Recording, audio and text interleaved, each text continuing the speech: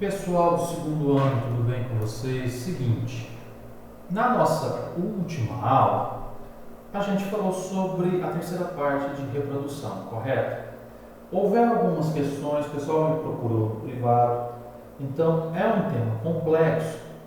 Eu vou deixar para tirar essas dúvidas e resolver exercícios com vocês, referentes a esse tema, numa aula normal, tá? A gente deixa isso para a semana que vem, na próxima terça-feira. Nessa aula aqui que eu estou gravando, eu vou introduzir um outro assunto, vou introduzir a parte teórica dele, tá? Porque é um assunto que envolve muitos processos, e processo é uma coisa assim que não tem muito mistério. Você sai de um ponto A e vai até o ponto B. Então a gente vai aqui devagar, provavelmente vai ser uma aula mais curta do que o normal, porque eu não vou ter interrupções, né? Para dar tempo de vocês pensarem. Se vocês precisarem de um tempo para pensar, vocês pausam o vídeo, pensam a respeito, depois continuam, ou voltam a fita, enfim. Fiquem à vontade aí para fazer da melhor maneira que lhes convier.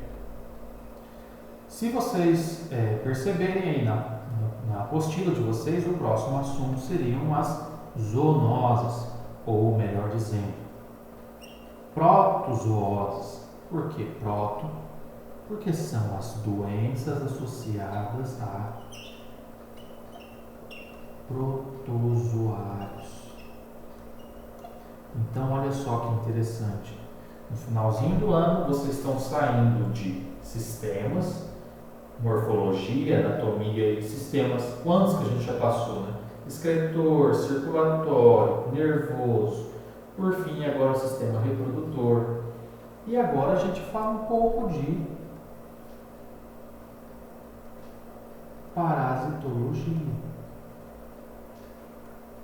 Um assunto que o pessoal aí que está a fim de fazer medicina tem que dominar, tem que sentir vontade de estudar, porque isso aqui vai ser parte da rotina de vocês.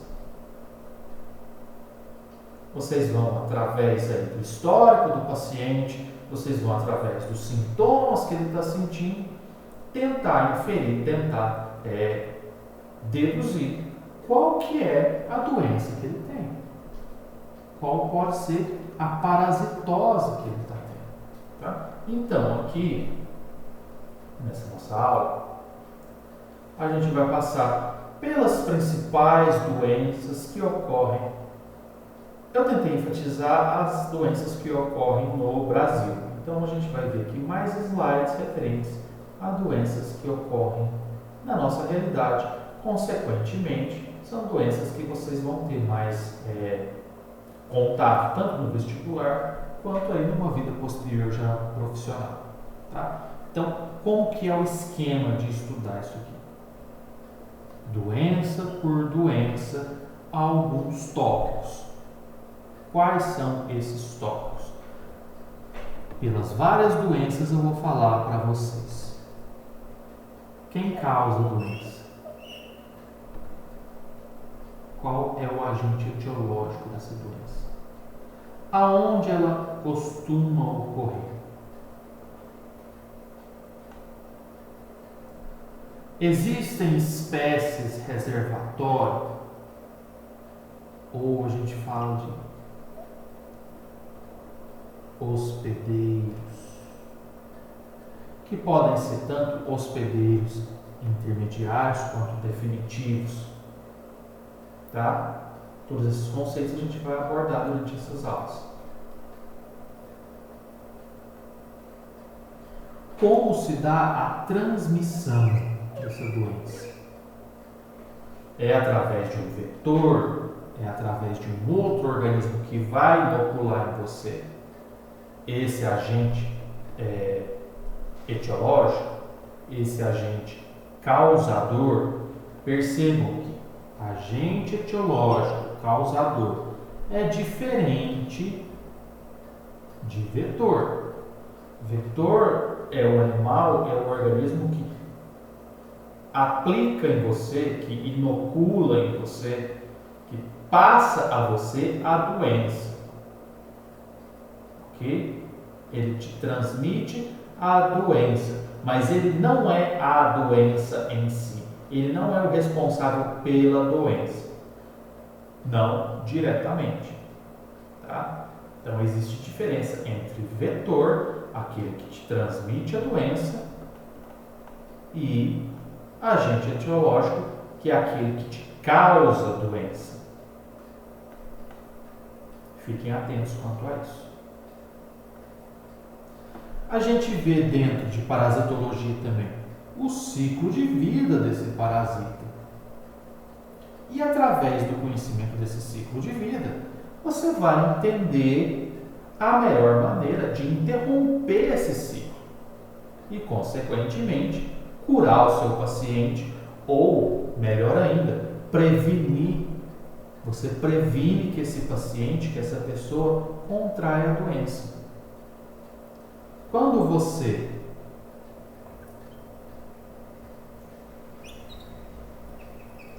cura uma pessoa, você está remediando a situação, né? Então, por conta disso, vão ser que os agentes de saúde, como médicos,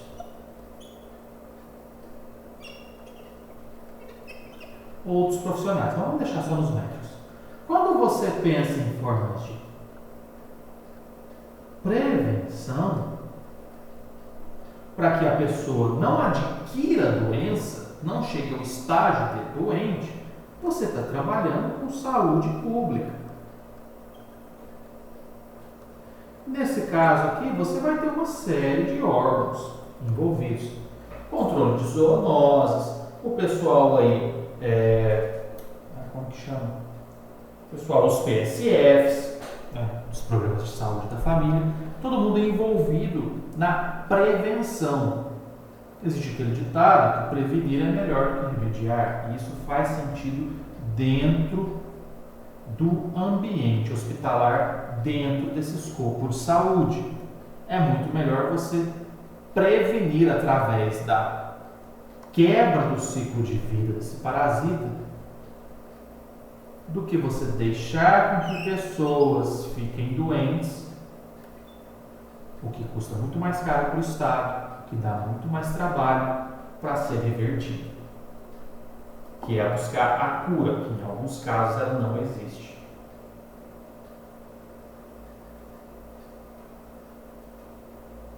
A gente fala rapidamente também sobre os órgãos afetados, uma vez que a pessoa está doente. Quais órgãos vão ser afetados? Quais órgãos precisam ser tratados? Ok? E a gente fala também sobre sintomas, sintomatologia. O que a pessoa vai manifestar uma vez que ela adquire a doença. Por fim, a gente fala em métodos preventivos. Como se previne? Como eu não adquiro essa doença? O que eu posso fazer para evitar que eu pegue essa doença? Há alguns poucos casos aqui a gente vai falar de tratamento, mas isso aqui, geralmente em parasitologia, principalmente a parasitologia do ensino médio, isso aqui fica em segundo plano. Isso aqui já seria o escopo aí de uma outra matéria, de um outro enfoque, tá?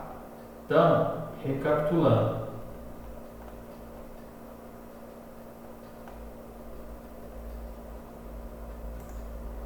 Em parasitologia, isso serve agora e isso pode servir para vocês depois também, mais para frente. Em parasitologia você tem esse roteiro para preencher. Você vai estudar o agente causador,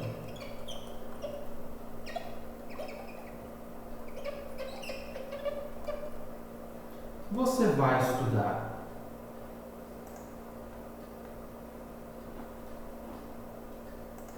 os possíveis hospedeiros. Vou voltando nos slides para a gente ver a sequência certinha da maneira como vocês vão estudar depois. Vocês vão estudar os meios de transmissão transmissão,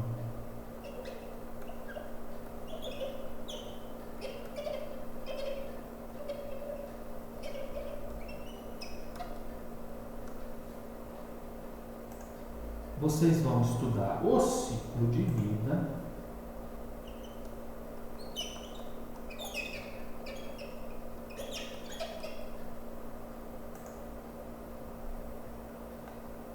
vocês vão estudar os órgãos afetados. Isso aqui também não é sempre que aparece nos livros não, tá? São tratados aí mais específicos. Eu acredito que na apostila de vocês tem uma lista dos órgãos afetados, mas não são todos os livros que citam, né, essas regiões que são mais afetadas. Você vai ver os sintomas de forma geral. Aqui dentro dos sintomas você pode entender quais são as regiões, os órgãos que vão ser afetados no corpo humano.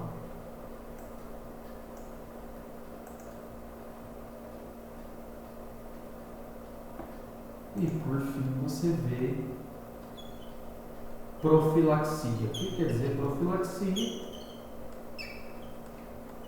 Prevenção.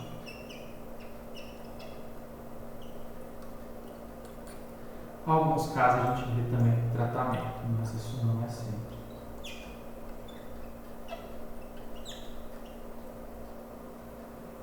Então, com isso aqui, pessoal, vocês podem fazer uma tabelinha. Cada doença que vocês forem estudar, vocês vão colocando isso aqui como roteiro e preenchendo. Fica mais fácil estudar dessa forma, tá? Porque se você pegar ali, doença X, o agente causador é isso, você vai lendo, né? Cada tópico. E aí depois você pega tudo isso aqui de novo e lê abaixo para a doença Y.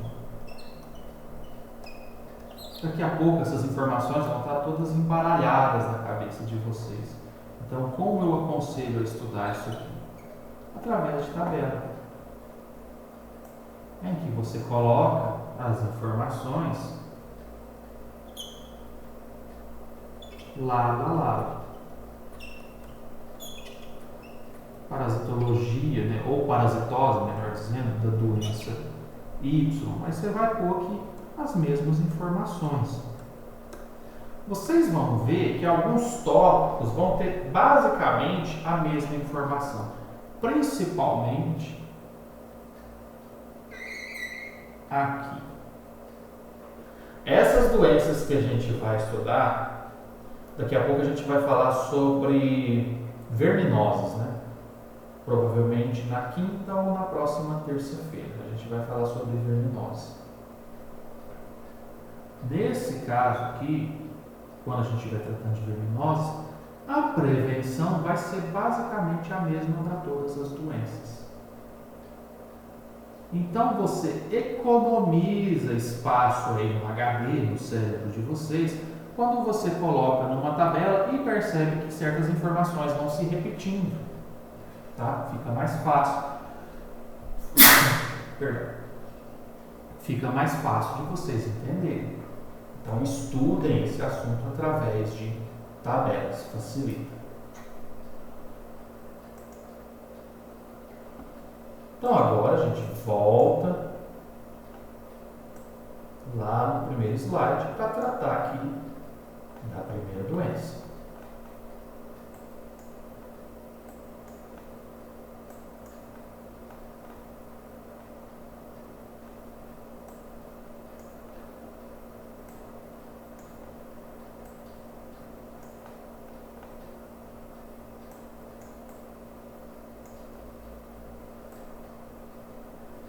A primeira doença que a gente vai tratar é uma das mais conhecidas há mais tempo no Brasil. É a famosa doença de Chagas, né? Doença de Chagas, porque quem descobriu mais sobre ela foi Carlos Chagas no começo do século. Deixa eu até pesquisar aqui. Quando ele viveu, eu fiquei curioso.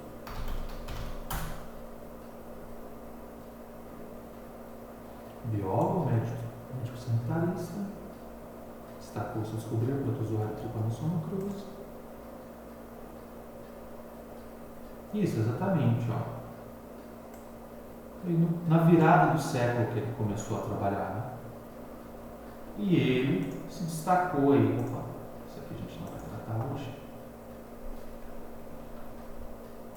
Nesta aula. Por identificar o causador aí dessa moléstia, dessa doença. Então, o causador da doença de Chagas é o Trypanosoma cruzi, protozoário. Lembrem-se que a gente está tratando aqui de protozooses. Então, todos os agentes etiológicos durante esse assunto serão protozoários. Nesse caso aqui, ele é um protozoário flagelado. Ele possui flagelo para movimentação. Local de ocorrência, locais de ocorrência dessa doença. Ela é endêmica na América Latina e presente, não endêmica, mas presente, olha só. Já foram registrados casos na Europa, na América do Norte e também na Austrália. Então, ela é quase que uma doença global.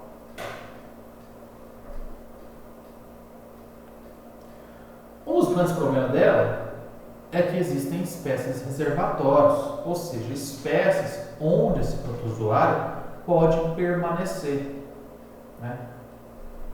Então fica muito mais difícil você fazer o controle desse protozoário, porque você nunca sabe onde ele está presente. Ele pode estar presente no ser humano, mas pode estar presente em animais silvestres e também domésticos. E quem leva este protozoário de um lado para o outro, que vai infectando animais domésticos, animais silvestres e seres humanos? O vetor do protozoário, quem leva esse protozoário para lá e para cá, é este percevejo aqui, ou estas espécies de percevejo, porque existem mais de uma, mas a principal delas é essa espécie que a gente chama de Triatoma infestans. É um tipo de percevejo que se alimenta de sangue. A maioria dos percevejos são animais herbívoros, se alimentam de folhas. Só que você tem determinadas espécies que vão se alimentar de sangue. Ao se alimentarem de sangue, eles transmitem o protozoário àquele animal ou àquele indivíduo do qual ele está se alimentando. Então, esses barbeiros eles têm hábito noturno, por isso é mais difícil ainda o controle desses animais, porque eles saem à noite. E geralmente eles estão ali em ninhos, né, em frestas de parede, em locais pouco iluminados. Eles se adaptaram muito bem às construções humanas, eles viviam em ambiente aí de mata. Só que eles se adaptaram muito bem às construções. Saem à noite para se alimentar, à noite eles têm uma fonte de alimento que fica ali quieta, dormindo, então para eles é excelente. Eles têm abrigo e recurso ali abundante do ladinho deles. Por isso que eles se adaptaram tão bem às construções humanas aí, principalmente as casas antigas de pau a pique, que tinham aí inúmeras frestas para eles poderem ocupar. Ok? Esse é o principal meio de transmissão da doença de Chagas. Além disso, você pode ter transmissão da mãe para o filho, através de placenta ou do leite materno. Alguns poucos casos você tem a transmissão também através de caldo de cana ou açaí contaminado. Como assim? Esses percevejos são moídos junto com caldo de cana ou com açaí. Esse caldo de cana, esse açaí, vai ser vendido na rua, muitas vezes sem meio devido cuidado, uma pasteurização ou algo do tipo para eliminar o protozoário, e através disso a pessoa se contamina, ingerindo o protozoário. Tá? Mas isso aqui é mais difícil de acontecer. Tá? Agora a gente trata do ciclo de vida. O barbeiro, ele é tão vítima quanto nós, porque ele nasce limpo. Ele vai se infectar uma vez que ele pica um reservatório natural que já está infectado. Tá? Quem é esse reservatório natural? De novo, animais silvestres, animais domésticos ou o próprio ser humano. Se ele pica algum indivíduo que está contaminado, ele se contamina também. Uma vez dentro do barbeiro, o protozoário passa a sofrer fissão binária.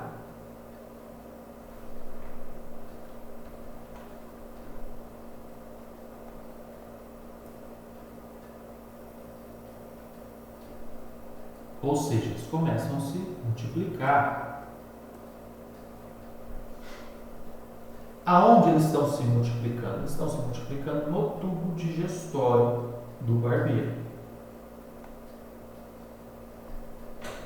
Ali, eles são organismos então flagelados, multiplicando-se no tubo digestório do barbeiro. E toda vez que o barbeiro pica um indivíduo, ele defeca ao mesmo tempo. Esses animaizinhos têm esse hábito de defecarem no momento em que estão picando aí, né? Que eles estão se alimentando, sugando o sangue aí das suas vítimas, das suas fontes de alimento. Quando eles defecam, eles liberam o Trypanosoma cruzi junto com as fezes. Então eles estão lá se multiplicando no tubo digestório. No momento que o barbeiro faz a evacuação, eles são liberados junto com as fezes. Então olha só. Esse barbeiro sai dali, as fezes vão ficar. Com a picada, você tem uma porta de entrada para esses protozoários. Ao mesmo tempo, pensa numa pessoa que está sendo então contaminada. Essa pessoa está ali dormindo, ela é picada, o barbeiro sai. Fica uma coceira no local. E essa pessoa começa a se coçar.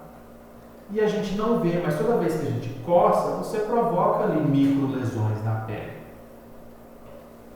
Fora o local que foi ali perfurado pelo aparelho bucal do barbeiro para a sua alimentação. Então você vai ter ali várias portas de entrada para esses protozoários. Uma vez que eles passam pelas lesões, eles vão chegar aqui na corrente sanguínea. Chegando na corrente sanguínea, aí eles vão conseguir chegar em qualquer órgão do seu corpo. Eles vão ali pelo sistema circulatório, em algum momento, eles chegam nos órgãos que são chamados de órgãos-alvo, porque são os mais propícios para o desenvolvimento deles. Nesse local eles perdem então o flagelo e passam a ser chamados de amastigotas. A ausência mastigota, flagelo.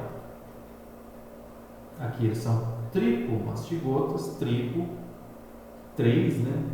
Não dá para perceber, mas eles têm mais de um flagelo aqui. Mastigota, flagelo, então.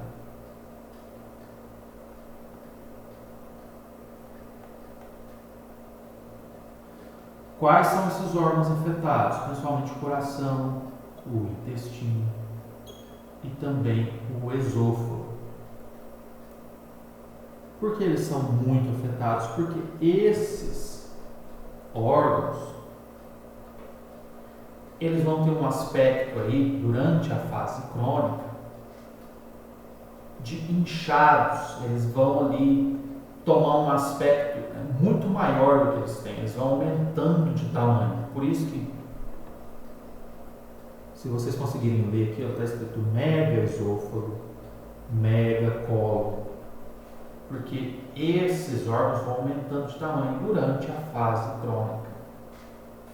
Zezão, o que é fase aguda e o que é fase... aqui atrás. Fase crônica. A fase aguda é logo após o momento em que a pessoa é contaminada.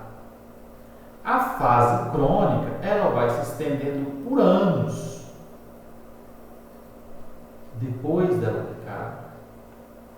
Então existem doenças que são agudas, que uma vez que você adquire, ela já se manifesta e você tem os sintomas e passa por ela ou morre em decorrência dela. E existem as doenças que são crônicas, que você adquire aquele agente causador e ele vai só se manifestar e talvez depois de anos, de décadas. Existem esses dois tipos de doenças e existem doenças com as duas facetas. Então, no caso, a doença de Chagas é uma que provoca sintomas tanto na fase aguda quanto aí na fase crônica. Na fase aguda, você vai ter inchaço, vermelhidão naquela área em que o protozoário foi inoculado, você vai apresentar febre, você vai ter um quadro aí de fraqueza, perda de apetite, dores de cabeça. São sintomas muitas vezes genéricos, porque eles não vão ocorrer todos também. Alguns podem ocorrer, outros não.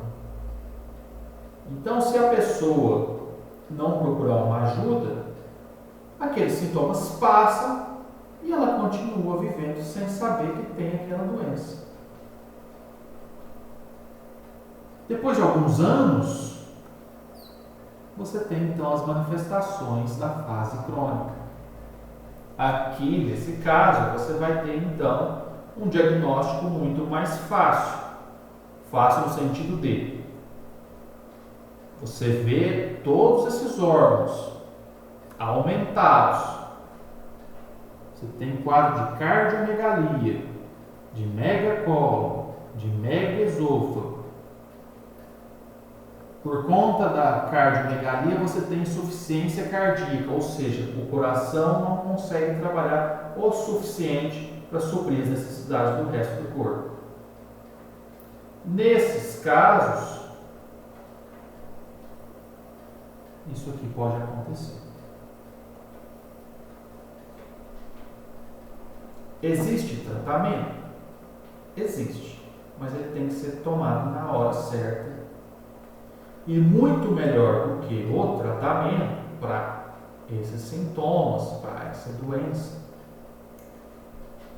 é a prevenção. São as medidas de saúde pública. Combate ao barbeiro. Isso a gente vê hoje em dia. Você tem aí determinadas cidades têm centro de zoonoses. Estou lembrando do nome no estado de São Paulo, que é SUSEM, né? Que vai ser o órgão responsável pelo controle desses agentes. No estado de Minas, você tem aí o pessoal da vigilância epidemiológica, né? Que vai fazer o controle desses animais. Você precisa de programas de habitação para melhorar as condições de habitação e, consequentemente, você gasta menos com saúde, porque menos pessoas vão ser infectadas. E precisa existir também um controle nas doações em bancos de sangue. Isso aqui já é feito, mas antigamente não era, e era comum pessoas adquirirem doença de Chagas depois de transfusões de sangue. Tratamento: você tem medicamentos para tratar essa doença e existem em curso algumas vacinas em desenvolvimento também. Mas isso são coisas que estão ainda sendo desenvolvidas, não existem no momento. A gente sabe aí que vacina é um negócio complicado de se produzir. A gente tem visto isso no dia a dia, né, atualmente. Tá? A gente fecha esse capítulo então de doença de Chagas e passa a falar de malária. Dei um spoiler para vocês mais cedo sobre malária. A malária, pessoal, ela é das doenças mais ocorrentes no mundo das doenças aí mais preocupantes. Você tem milhares de mortes todos os anos em decorrência de malária. Você tem bilhões de pessoas potencialmente expostas a esse protozoário, porque você tem aqui 3 continentes muito povoados, ok? E qual o agente causador? Outro protozoário, agora esse do gênero Plasmodium. Então, você tem aqui uma hemácia, uma célula vermelha, um glóbulo vermelho, e você tem saindo dela os Plasmodium, que são aqui protozoários sem flagelos, sem cílios, sem nenhuma estrutura locomotora.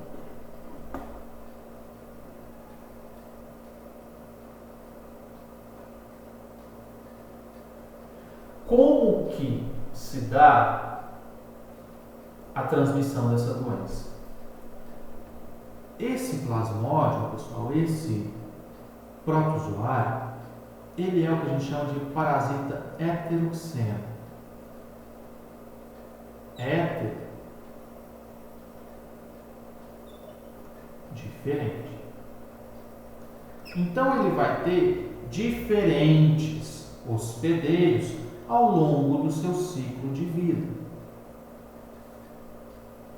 Se fosse um parasita monoxeno, que a gente vai ver daqui a pouco, é um parasita que tem apenas um único hospedeiro durante toda a sua vida. Não é o caso aqui neste momento. O caso da malária é o de um parasita heteroxeno. Você tem hospedeiros intermediário e definitivo. E é interessante a gente destacar que o ser humano aqui não é o hospedeiro definitivo, mas sim o intermediário. O hospedeiro definitivo, aonde o parasita completa o seu ciclo de vida, é no chamado mosquito prego. Mais precisamente nas fêmeas desse mosquito prego, do gênero Anopheles. Tá? Os gêneros são interessantes de vocês gravarem, porque muitas vezes no vestibular fala lá, um mosquito do gênero Anopheles é responsável pela transmissão de qual doença? Geralmente, mosquitos do gênero Anopheles vão transmitir malária, o protozoário Plasmodium, ok? Qual o gênero do barbeiro? O gênero do barbeiro é o... Cadê o slide? Triatoma. Triatoma infestas, tá? Então isso aqui é importante de vocês gravarem também.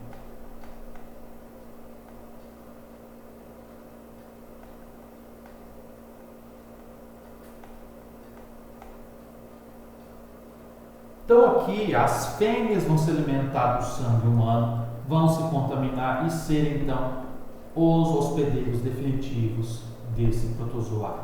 Os machos são herbívoros.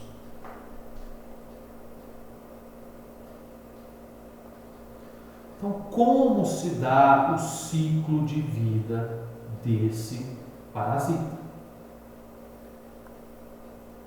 Vamos imaginar que você tem então um mosquito infectado, pica uma pessoa sadia. Ao picar essa pessoa sadia, as glândulas salivares desse animal vão injetar o que a gente chama de esporozoídos, que é uma forma das várias possíveis desse parasita. Esses esporozoídos vão sofrer divisões no fígado. Percebam, esse animal se alimenta de sangue. Aqui, o protozoário vai ser injetado junto com o aparelho bucal desse animal. Não é? Ele não é transmitido pelas fezes, como no caso da doença de Chagas. Aqui você tem ele sendo transmitido diretamente através da picada. No fígado, eles vão se transformar então em merozoítos. Tá? Então você tinha aqui esporozoítos,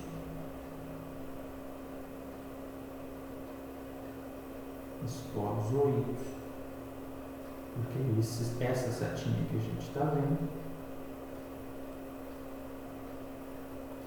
Aqui então vão ser transformados em merozoítos. Aonde? No fígado.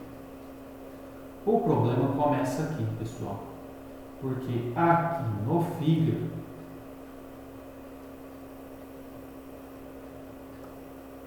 depois que eles se tornam merozoítos, eles vão infectar as hemácias, as células vermelhas, as células responsáveis por carregar o oxigênio no nosso sangue. Uma vez dentro dessas hemácias, eles começam a se dividir, até que eles rompem a membrana plasmática da célula. Então, uma célula foi contaminada. Ali dentro, quantos protozoários vão ser formados através de divisão? Esses protozoários vão sair depois do rompimento dessa célula, contaminando outras células. Então você vai ter uma reação em cadeia se formando.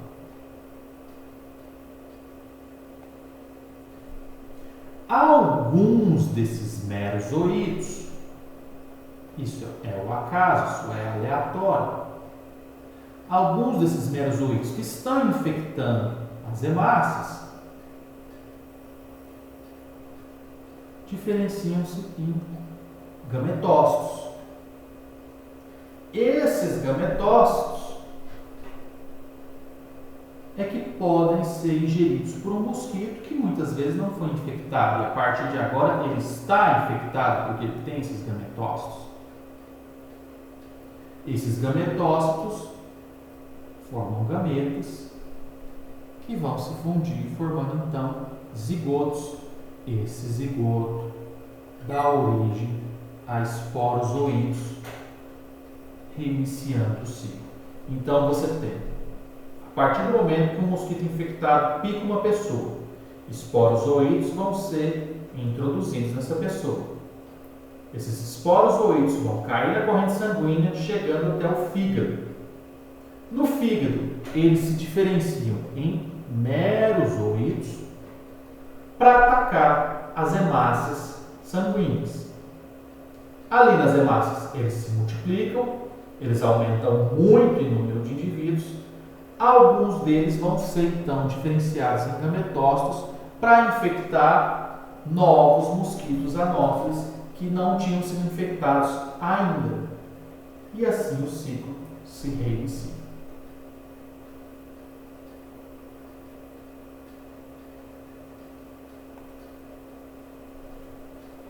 Sintomas aqui da malária, você vai ter picos de febre a cada 2, 3 dias, toda vez que você tiver ruptura das hemácias, porque essas hemácias vão ser rompidas mais ou menos ao mesmo tempo, e cada vez mais hemácias vão sendo rompidas. Se você tem no primeiro ciclo um número X de hemácias sendo rompidas, no próximo ciclo, a cada 2, 3 dias, daqui 2, 3 dias, esse X vai ser elevado a 10 ou a 20. Imagina quantas células vão ser contaminadas. E assim por diante. Calafrios, tremores, delírios pela falta de oxigênio, porque você tem cada vez menos hemácias conduzindo oxigênio no seu sangue, dor de cabeça, vômitos, hemorragias, convulsões e até mesmo a morte pode acontecer aqui. Então, essa é uma doença extremamente séria que ocorre em muitos lugares do mundo e que, infelizmente, ainda o tratamento dela é complicado. Profilaxia. De novo, você tenta eliminar o vetor, porque eliminar o agente causador é mais difícil. Então, você vai atrás do vetor, você usa inseticidas, você evita o desmatamento, porque esses mosquitos anófilos, eles estão em ambientes menos degradados, normalmente. Então, uma vez que você avança com as construções em florestas, em matas, você está avançando em locais onde esses mosquitos estão presentes. Se uma pessoa infectada vai para essa região e é picada por esses mosquitos, você está trazendo a doença para essa região. Então, ao evitar o desmatamento, ao evitar a ocupação de determinadas regiões, você evita a transmissão em massa dessa doença.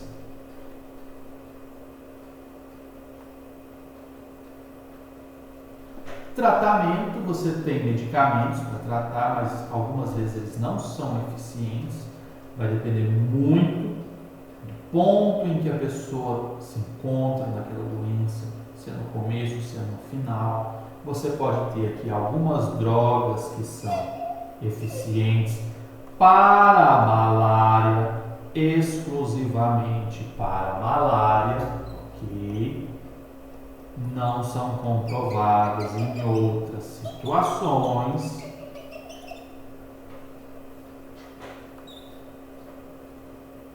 E você tem também ainda em desenvolvimento algumas vacinas.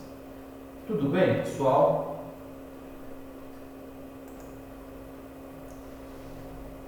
Eu tive uma interrupção aqui na gravação, vou continuar, vou corrigir com vocês os exercícios aqui dos módulos 89 e 90, que são referentes a esse assunto. Aí na próxima aula a gente faz então a correção dos exercícios da última parte de reprodução, ok? Então aqui na número 1, você tem o seguinte enunciado. O jornal noticiou que moradores de Santarém, no Pará, foram contaminados por mal de Chagas após terem ingerido um suco de frutas que continha fezes de barbeiro ou o próprio animal triturado. Uma das pessoas faleceu. Fato semelhante ocorreu em Santa Catarina. Com base nessa notícia, um dos leitores elaborou as afirmações a seguir. Essa doença, endêmica de algumas regiões do Brasil, pode vir a se tornar uma epidemia, principalmente pelo mecanismo de transmissão relatado no jornal. Isso aqui é verdade. Uma vez que você tem pessoas consumindo suco de frutas contaminado em várias regiões do país, você pode ter um caso de epidemia. Ela é endêmica em algumas regiões porque ela não espalha para todo o país, mas a partir do momento que todo mundo está consumindo esse suco, todo mundo está se contaminando, ela pode se tornar uma epidemia. Tá? Então, a 1 está correta, a gente descarta as demais que aqui não estão corretas. O mouse agora está...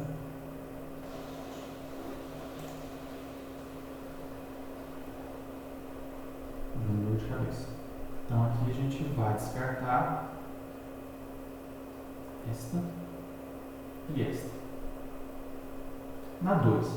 Na transmissão por ingestão do protozoário, a infestação é direta, tirando do ciclo um dos vetores da doença.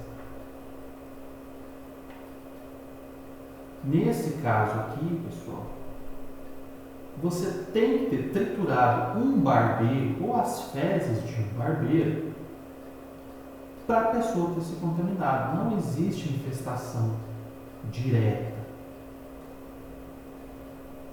Para que você se contamine, o barbeiro que estava ali no meio desse suco de frutas tinha que estar contaminado também. Tá? Então é através da contaminação dele que a pessoa se contaminou. Então você exclui aqui a 2. 3. A pessoa que morreu já era portadora do protozoário, pois a doença leva à morte nos casos em que existe reinfestação do hospedeiro definitivo. Não existe isso aqui. Pessoas podem morrer por uma infestação simples, sem reinfestação. Ok? Isso aqui está errado no VA4. Certamente existem outras pessoas infectadas com o mal de Chagas em Santarém. Caso contrário, a doença não teria aparecido. Isso aqui, correto. Então, letra C. 2. O mal de Chagas é uma doença que afeta um grande número de pessoas em áreas rurais do Brasil. Em relação a essa doença, responda às seguintes questões. Como as pessoas são infectadas?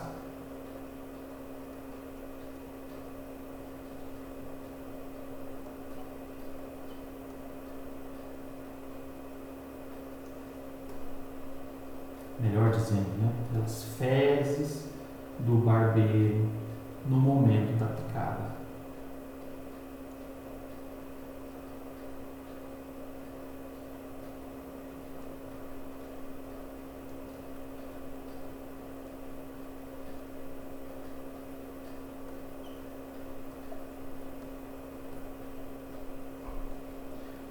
Qual o agente transmissor?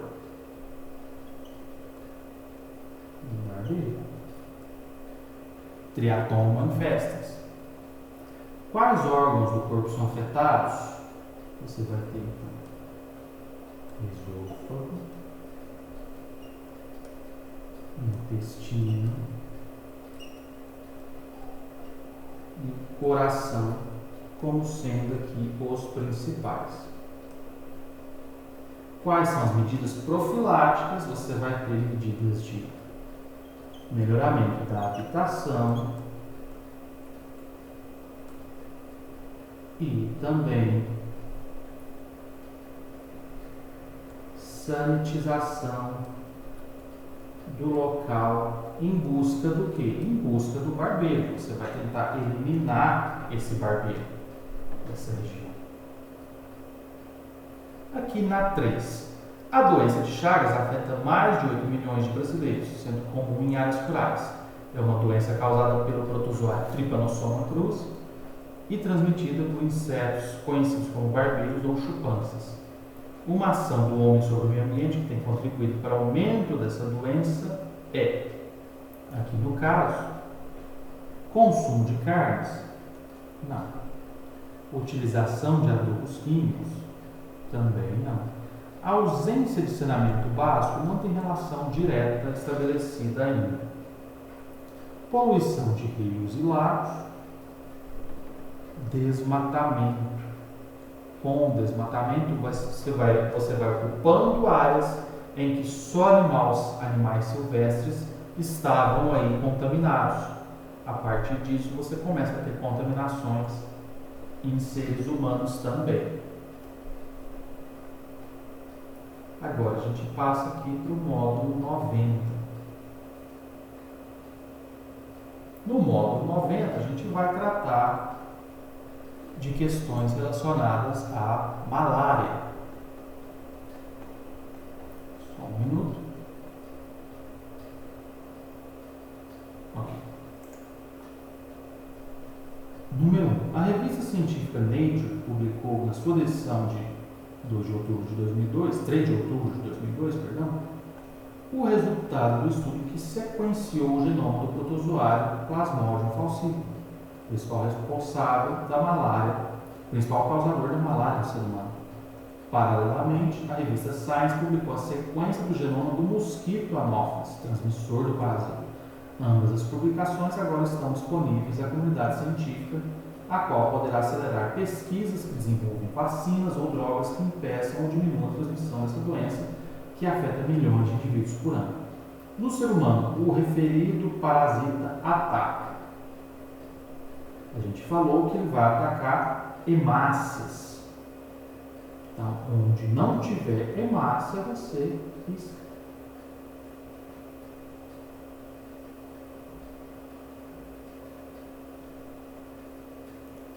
Você tem ele atacando hemácias e também ela ataca células do fígado, que são chamadas de hepatócitos.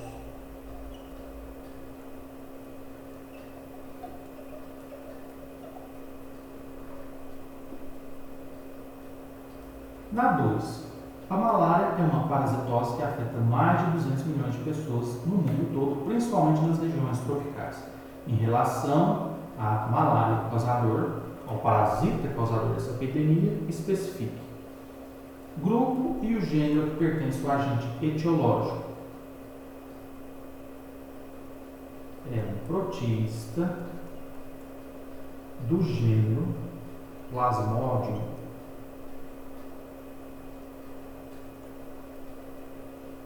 Células-alvo, essas que a gente elencou aqui em cima. Tipos de reprodução do parasita ao longo do seu ciclo.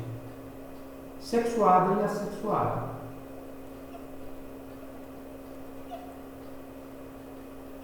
Sexuada dentro do mosquito.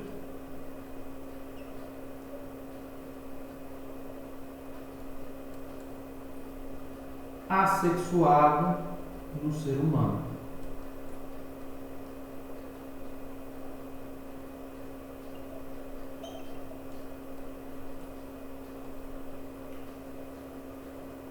Duas medidas preventivas contra a doença. Você vai ter então evitar o desmatamento,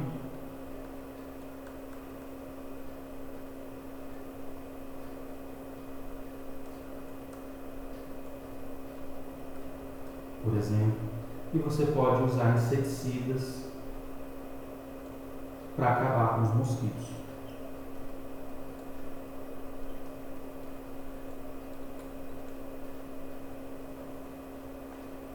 Agora na 3.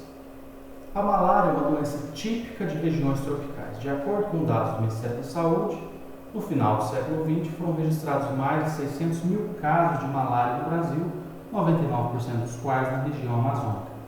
Os altos índices de malária nessa região podem ser explicados por várias razões, entre as quais, então vamos ver aqui quais as razões possíveis. As características genéticas da população local facilitam a transmissão e dificultam o tratamento? Não existe nada comprovado até hoje que estabeleça uma relação desse tipo. Falta de saneamento propicia o desenvolvimento do mosquito transmissor nos esgotos não tratados? Ele precisa, pessoal, esse mosquito transmissor precisa de água parada limpa, assim como o mosquito Aedes aegypti. Então não é esse o caso. C. A inexistência de predadores capazes de eliminar o causador e o transmissor em seus focos impede o controle da doença?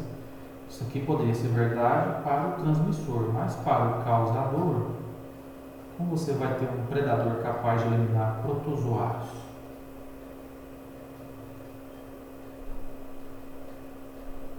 A temperatura elevada e os altos índices de chuva na floresta equatorial favorecem a proliferação do mosquito transmissor?